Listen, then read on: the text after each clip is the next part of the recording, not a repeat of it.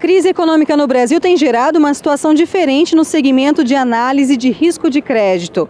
Consultores estão atentos e deixam seus clientes em alerta sobre o potencial aumento na inadimplência.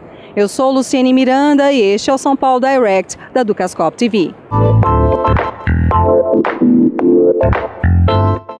Eu converso agora com o Christian Vincent, que é sócio da GoOn. O que vocês estão prevendo para a inadimplência aqui no país?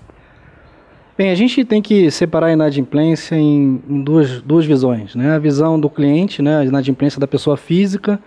E um dos pontos que me chama muito a atenção é a questão da inadimplência, do potencial inadimplência no cartão de crédito, né? Quando a gente está falando de cartão de crédito, a gente fala de um pilar, né, que é o pagamento mínimo, que é aquele extrato que você recebe e você paga entre o mínimo e o máximo da fatura.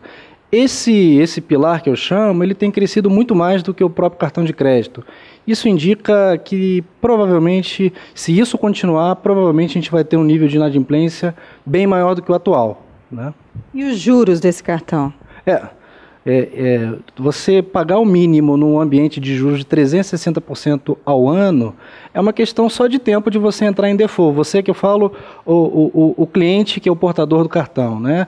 Pagando o mínimo durante algum tempo, certamente ele pode deixar de pagar. E esse é o grande ponto. É por isso que eu falo que pode formar uma pequena bolha, ou grande, dependendo da velocidade desse crescimento, né, onde uma combinação entre dívida, o pagamento o mínimo dessa dívida com uma taxa de juros de 360% ao ano, realmente não dá para manter isso na pessoa física, né? Quais têm sido os principais temores dos empresários?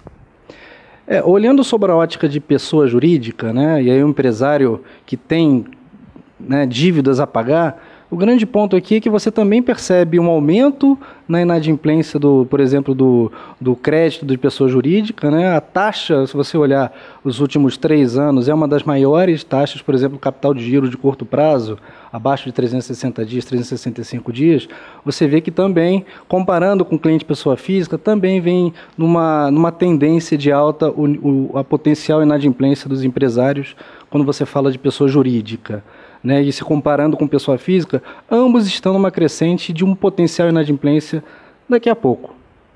E quem no mercado brasileiro ainda oferta crédito? Na verdade, hoje a oferta de crédito está muito restrita, né? Os bancos estão restringindo os novos entrantes, né? Mas quando você fala de cliente já existente dentro de uma carteira de banco, financeira, varejo em geral, né? Quem tem mais acesso a crédito é aquele cliente que é um bom pagador desde muito tempo atrás. Então, esse cliente que tem um histórico, que a gente chama no mercado de behavior score, né, que tem um histórico comportamental muito positivo, esse cliente hoje tem acesso a crédito, né, muito mais do que aquele cliente que não é conhecido pelas instituições financeiras. Como é que você avalia o nível de alavancagem, de endividamento do cidadão brasileiro comparado a outros cidadãos do mundo? Isso é uma boa pergunta. Hoje, se você olhar o nível de endividamento da pessoa física em geral, você percebe que ela está bem endividada, né?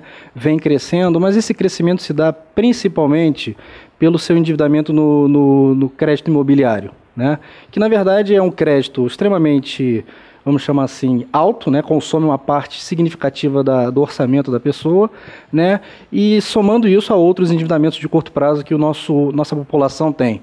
Mas se você tirar o impacto do crédito imobiliário, do endividamento da pessoa física, você vê que, na verdade, ele não está crescendo. Ao contrário, ele está ou andando de lado ou diminuindo relativamente.